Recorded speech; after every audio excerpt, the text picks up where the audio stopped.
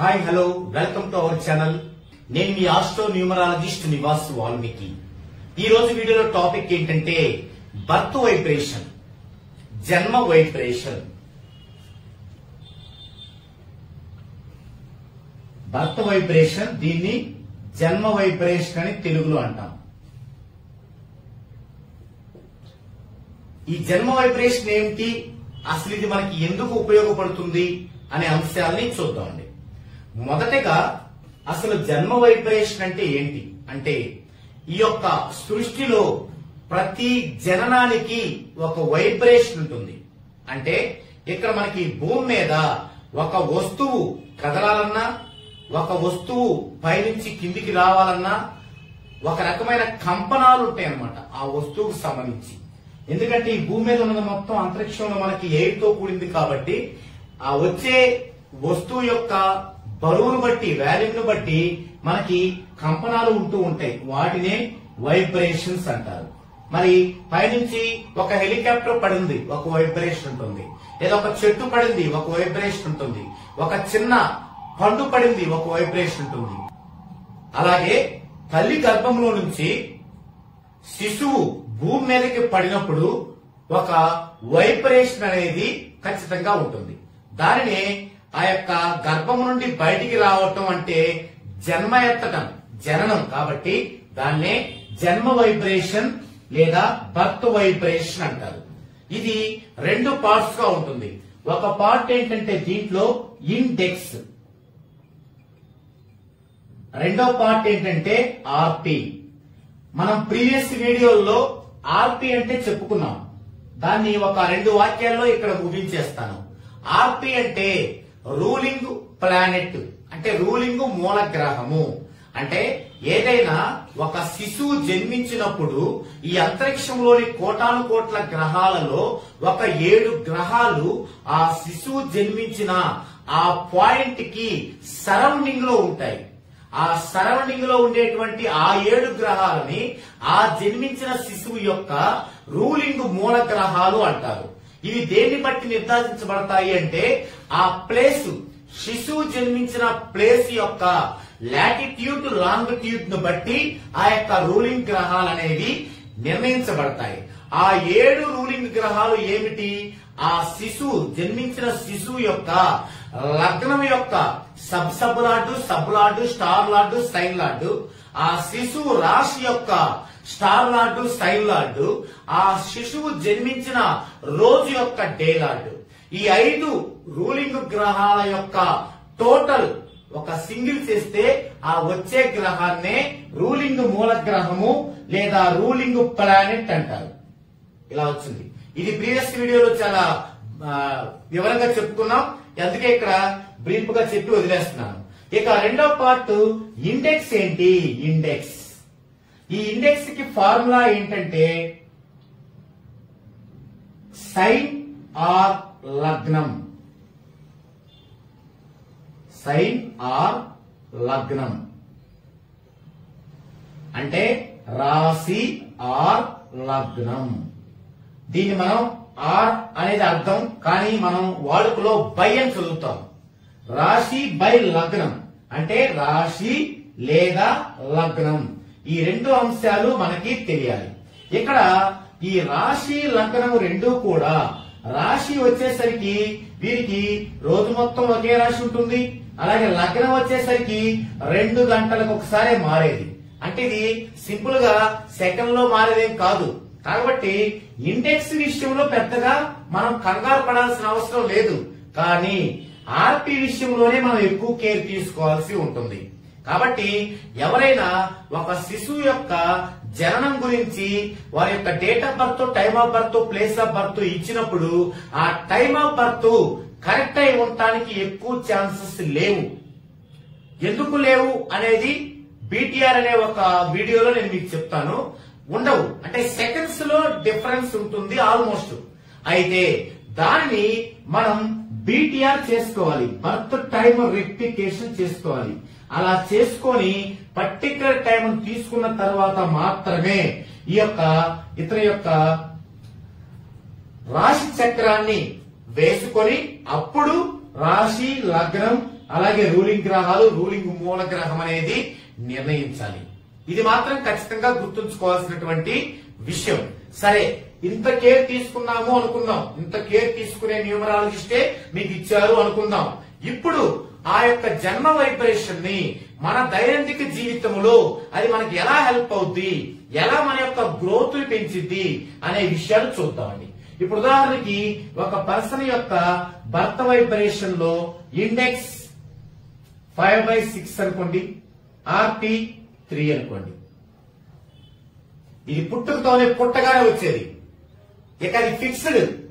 ఇప్పుడు ఈ పర్సన్ కి ఏది కావాలన్నా లైఫ్ లో దీనితో హార్మోనీలో ఉండాలి, దీనితో హార్మోనీలో ఉండాలి. ఇవి రెండు గనక చేయకుండా, ఇంత పగడబందీగా చేయకుండా ఏ న్యూమరాలజిస్ట్, ఏ ఆస్ట్రాలజర్ అయినా మీకు మసిపూసి మామిడికాయ చేసి ఇచ్చాడు అంటే మీకు టైము డబ్బు రెండు వేస్ట్ అవుతాయి. రాసి పెట్టుకోండి. ఓకే, ఇక ఈ రెండు ఉంటే మరి హార్మోని అంటే ఏంటి? అసలు హార్మోని అంటే ఏంటంటే ఒక 3 పార్ట్స్ ఉన్నాయనుకోండి, ఏ బి సి. ఈ రెండు కలుపుకుంటే దీనికి సమానం అవ్వాలి, లేదా ఈ రెండు కలుపుకుంటే దీనికి సమానం అవ్వాలి, లేదా ఈ రెండు కలుపుకుంటే దీనికి సమానం అవ్వాలి. అంటే 3 విషయాలలో ఏ రెండు కలుపుకున్నా మూడో దానికి సమానమైతే ఆ 3 కూడా హార్మోనీలో ఉన్నట్లు. ఇది నిర్వచనం. ఇప్పుడు ఇక్కడ ఈ పర్సన్ యొక్క ఇండెక్స్ ఉంది, ఆర్పి ఉంది. ఇప్పుడు ఈ పర్సన్ పుట్టగానే ఇతనికి ఒక తల వెంట్రుకలు తీయాలి అంటారు, లేదా నీళ్లు పోయాలి అంటారు. ఓకే, ఏదో చిన్న చిన్న సందర్భాలు వస్తాయి. ఏ సందర్భం ఏం చేస్తాం మనం? వెంటనే ఒక పురోహితుని దగ్గరికి వెళ్తాం, ఒక చిన్న పంచాంగం చూస్తాడు, ఇలా ఆ తిథి ఈ పక్షం మంచిది చేయండి అంటాడు. ఇది చాలా తప్పండి. ఒకానొకప్పుడు ఏమీ తెలియనప్పుడు ఆసరాగా పెట్టుకున్నాం. ఇప్పుడెందుకు? మన పిల్లల భవిష్యత్తుని అక్కడి నుంచే మనం డ్యామేజ్ చేసుకుంటూ వస్తున్నాం. మరేం చేయాలి చూడండి. ఇప్పుడు ఈ శిశువుకి లక్కీ నెంబర్స్ ఉంటాయి, లక్కీ నంబర్స్, హార్మోనీస్ ఉంటాయి, ఆర్బిటాల్ థియరీ ఉంటది, ఈ 3 ఉంటాయి. తర్వాత 4వది లక్కీ టైం పీరియడ్ కూడా ఉంటుంది, ఈ 4 ఉంటాయి. ఇప్పుడు మనం దీని ప్రకారం ఇక్కడ వీరికి శిశువుకి స్నానం చేపించే రోజేది అన్నప్పుడు, ఉదాహరణకి లక్కీ నెంబర్స్ లో 1 ఉంది అనుకుందాం. ఒక రోజు యొక్క డేటు, మంత్, ఇయర్ మొత్తం కలుపుకొని సింగిల్ చేస్తే 1 వచ్చింది. లక్కీ నెంబర్ ఉంది కాబట్టి ఇది మంచిదే. అయితే మరి ఇది వీరికి హార్మోనీలో ఉండాలి. మంచిదే కానీ హార్మోనీలో ఉండాలి. చూద్దాం. ఇక్కడ 1 వచ్చింది. ఇప్పుడు ఇది ఒకటి, ఇది ఒకటి, ఇది ఒకటి, 3 ఉన్నాయి. ఈ 3 1, 3 కూడితే ఇందులో రావాలి, ఒకటి 4 రాలా. లేదా 5, 1 కూడితే ఇది రావాలి, 6 రాలా. 6, 1 కూడితే ఇది రావాలి, రాలేదు. లేదా 3, 5 కూడితే ఇది రావాలి, రాలేదు. 3, 6 కూడితే 9 రావాలి, రాలేదు. ఇంకో చివరగా చెప్తాను. ఇప్పుడు 5/6 ఇండెక్స్, 3 ఆర్పి, 1 ఇప్పుడు ఉండేటువంటి డేట్ యొక్క వైబ్రేషన్ అనుకుందామంటే ఆ డేట్ రోజు మనం నీళ్లు పోయొచ్చా లేదా. ఇప్పుడు ఈ 3 పార్ట్ లో ఇందులో 2 ఉన్నాయి. ముందు 1 తీసుకుందాం. 5 + 3 ఏం రావాలి? ఈ 2 కూడితే 3 ఇది రావాలి. చూడండి, వచ్చిందా? రాలేదు. మరి చూద్దాం. 6 + 3 ఏ రావాలి? ఇది రావాలి, రాలా. 6 + 3 9 కదా, ఇది సమానం కాలేదు. ఇప్పుడు ఈ 2 కూడదామండి. 5 + 1 ఏదంతా 3 రావాలి, రాలేదు. 6 + 1 3 రావాలి, రాలేదు. తర్వాత ఈ 2 కూడదామండి. 3 + 1 ఇది రావాలి, 5 గా 4 గా, రాలేదు. సో 5 సందర్భాల్లో ఏది అవ్వలేదంటే ఇది హార్మోనీలో లేనట్టు. ఇప్పటిదాకా జరిగిన తప్పులు ఏంటంటే మనకి ప్రపంచం మొత్తానికి ఈ తిథి మంచిది అనగానే ఆ తిథిని, ఈ తిథి రోజు మీరు స్నానం చేయండి, మంచి చేపించండి, ఈ తిథి రోజు మీరు శిశువుకి స్నానం చేపించండి, మంచిదే అన్నారు. ఏది? ప్రపంచం మొత్తానికి. ఇక్కడేంటి? అసలు ఈ శిశువుకి లక్కీ నెంబర్ లో ఉన్నదే సూట్ అవ్వలేదు, ఇక ప్రపంచం మొత్తానికి కూడా ఏం సూట్ అవుద్ది? అలాగే ఇప్పుడు ఇంకొక డేట్ తీసుకుందామండి. ఆ డేట్ లో డేటు, మంత్, ఇయర్ మొత్తం కలిపితే 2 వచ్చింది అనుకుందామండి. ఇప్పుడు ఇక్కడ 2 తీసుకుందామండి. 5/6 3 2. ఇది మారదు, ఈ 2 మారదు జన్మ వైబ్రేషన్ కాబట్టి. ఇప్పుడు చూడండి 3 + 2 5 సరిపోయింది. అంటే ఈ డేట్ ఓకే. అయితే ఈ డేట్ మళ్ళీ ఎక్కడ ఉండాలి? ఈ శిశువు యొక్క ఆర్బిటాల్ థియరీలో గుడ్డుగా ఉండాలి. ఆర్బిటాల్ థియరీలో 3 ఉంటాయి, గుడ్, బ్యాడ్, యావరేజ్. గుడ్డుగా ఉండాలి అంటే ఫస్ట్ లక్కీ నెంబర్ లో ఉండాలి, తర్వాత ఇక్కడ హార్మోని అవ్వాలి, ఆ డేట్ హార్మోని అవ్వాలి, తర్వాత మనకి ఆర్బిటాల్ థియరీలో ఉండాలి. సరే అన్ని ఉన్నాయి. 2 మార్చి 2027 ఓకే అయింది. ఇప్పుడేం చేయాలి? ఈ రోజు ఆస్ట్రాలజీ బేస్ గా ఉన్నటువంటి దుర్ముహూర్తాలను తీసేయాలి. వర్జం, దుర్ముహూర్తం, అశుభ గడియలు ఇవన్నీ తీసేయాలి. ఇవన్నీ తీసేసి మిగిలిన కాలం అనేది ఎంత ఉందో చూసుకొని ఇక్కడ లక్కీ టైం పీరియడ్ ఉంది. ఈ శిశువుకి లక్కీ టైం పీరియడ్ ఏంటి? ఆ లక్కీ టైం పీరియడ్ లో ఇవన్నీ మినహాయించుకొని దుర్ముహూర్తము, అశుభ గడియలు అవన్నీ తీసేసి అప్పుడు ఉన్న టైంలో అతని యొక్క లక్కీ టైం పీరియడ్ ఏంటి, ఇది ఈ విధంగా క్యాలిక్యులేటెడ్ గా చేసుకోవాలి. ఇప్పుడు నేను చెప్పిందంతా పెద్ద కష్టం కాదండి.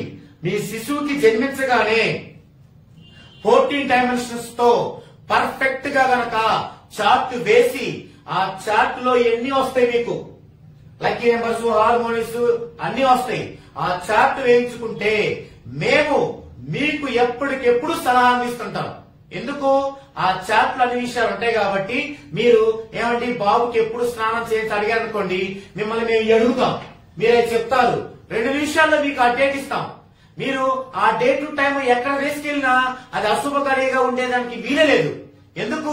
ఇప్పుడు అప్డేట్ వెర్షన్ లో వారి యొక్క లక్కీ నెంబర్స్, లక్కీ టైము, తర్వాత వారి ఆర్బిటాల్ థియరీ, మరి 80 సంవత్సరాల క్రితం ఉన్నటువంటి దోషాలు, దుర్ముహూర్తాలు అవి అవాయిడ్ చేసి అంత పర్ఫెక్ట్ గా ఉంది. అదే మరి ఇప్పుడు అప్డేటెడ్ లో ఉన్నటువంటి న్యూమరాలజీ ప్రకారం ఈ విధంగా బాల్యంలో నీళ్ళ దగ్గర నుంచి, తల వెంట్రుకలు తీయడం దగ్గర నుంచి, తర్వాత స్కూల్ కి పంపించడం దగ్గర నుంచి, ఏ గ్రూప్ తీసుకోవాలో డిసైడ్ చేయడం దగ్గర నుంచి, గ్రూప్ అయిపోయిన తర్వాత జాబ్ లో ఎక్కడ సెటిల్ అవ్వాలి, ఏ ఊర్లో సెటిల్ అవ్వాలి.